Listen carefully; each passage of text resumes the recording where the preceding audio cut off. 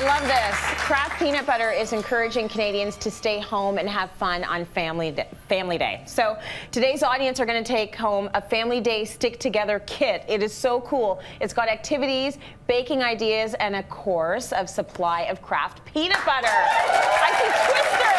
That is so awesome. You don't have to ask me twice. I will stay home with my family, no problem. Christine in the audience has a question for Karen Kayne now. Hi, Christine. Hi, Karen. Thanks for taking my question. I have a nice big open kitchen, except I'm not in love with my kitchen cupboards because it's a knotty pine. And I was wondering if it would be worthwhile to paint out that cupboard or just replace it altogether. And just wondering also if I could enlarge my kitchen island to allow for seating. That's a beautiful kitchen. It's a great kitchen. It's it's a very large kitchen, and the layout is already very good the way it is. So I wouldn't do a lot of work to change the plan of it. Couple things. I know that Christine mentioned that her look is more transitional, so knotty pine is definitely not working with that look. So as a first start, I would investigate into how much it's going to cost to paint out the cabinetry.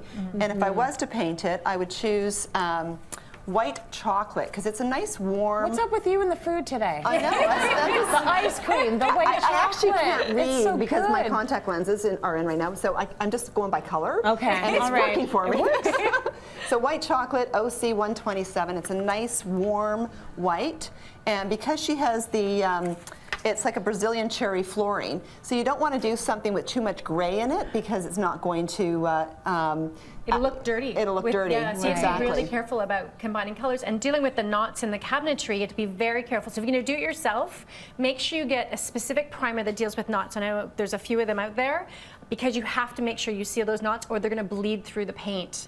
So if you're going to do it yourself, make sure you know that, or ask the professionals when they're doing it. But it's not an inexpensive endeavor to paint out cabinets professionally. Yeah. So it's not a bad idea to get a price for that, and then get a price for some new cabinets. And or you can, because the layout works, you can even maybe just reface.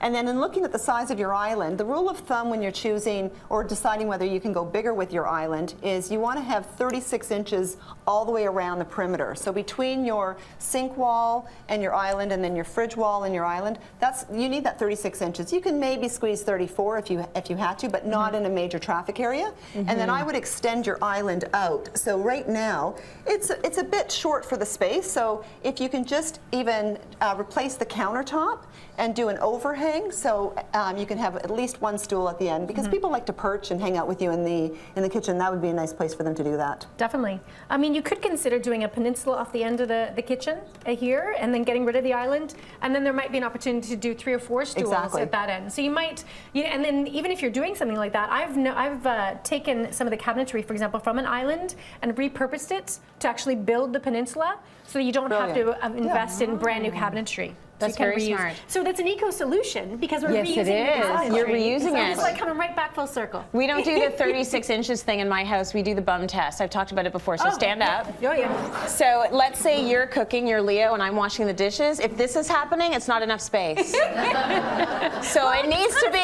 it's cute. I don't mind it. But we have to not be able to touch bums. That's how I design kitchens. Yeah, I do the you know bum what I mean? test. Just do the bum test. I know that when you were back in school, you probably, if you had done the bum test, you would probably be touching Colleen's bum, because most people do not have a lot of space when they're in school. Colleen is here, your roommate. Yay. From which school? When? This is Brock University. Way back when. So Colleen is here, and Colleen came here with who? Because you guys had a little party at your house last night. It's always a party at Seeley's place. Yeah. Who's here? It's Colleen's mom, Karen, Ruby, and Marianne. The whole row is down here.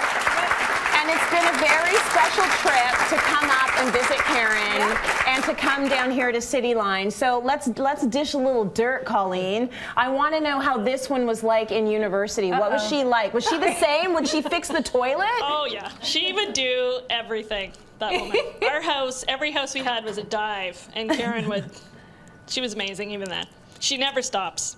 Oh, that's awesome. You've been a DIY diva forever. Oh, always. Yeah, well, you know what? I had a great teacher, my dad. And in fact, I think Colleen wants to say happy birthday to her dad, don't you? Yes. Happy birthday, Dad. Happy birthday, Colleen's dad. Happy birthday, That's lovely. Basha.